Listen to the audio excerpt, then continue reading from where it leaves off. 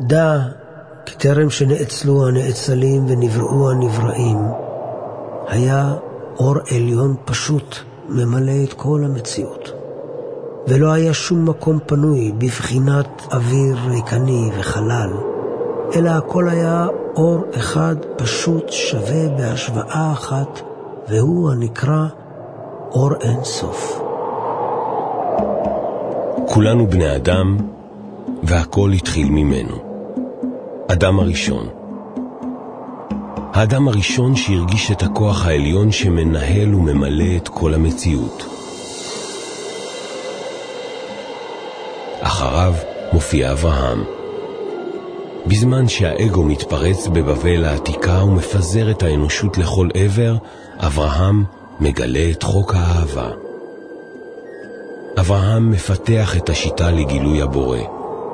הוא פותח את האוהל שלו בפני כולם ומתחיל ללמד.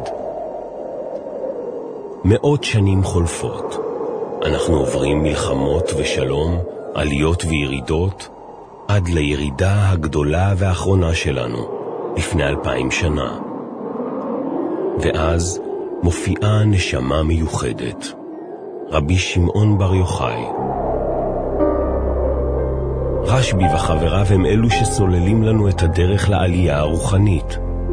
הם כותבים לנו ספר על נצחיות ועל אהבה חובקת עולם, ספר הזוהר. ואז האנושות נכנסת לתקופה של חושך.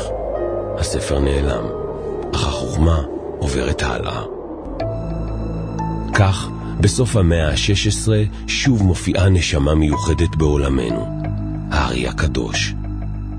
הארי פותח את חוכמת הקבלה לכולם. זהו רגע של מהפכה רוחנית. הארי הביא את האור לעולם. החל מאותו רגע, המימוש כבר עלינו. מקובלים גדולים הולכים בעקבותיו של הארי, ועושים ככל שביכולתם כדי לגלות את מה שהיה נסתר. אך רק בשלהי המאה ה-19 נולד בוורשה מי שנועד להכיל בתוכו את כל החוכמה של הדורות הקודמים. רבי יהודה לייב הלוי אשלג, בעל הסולם. זוהי תקופה עקובה מדם, ובעל הסולם רואה בכך עוד סימן לשלב הסופי בהתפתחות האנושות. את כל מה שהרגיש אברהם, כל מה שתיאר רשב"י, כל מה שגילה הארי, הופך בעל הסולם למדע הקשר עם הבורא. כולנו קשורים במערכת אחת נפלאה, חזר ואמר בעל הסולם. עלינו רק לגלות זאת. בנו הבכור של בעל הסולם, הרבש, רבי ברוך שלום הלוי אשלג, ממשיך באותו המקום בו עצר אביו. הרבש הוא האחרון בשרשרת המקובלים הגדולים.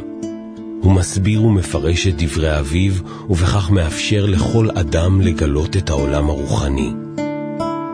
עכשיו הכל מוכן. כעת החוכמה חייבת להתחיל להתפשט בעולם.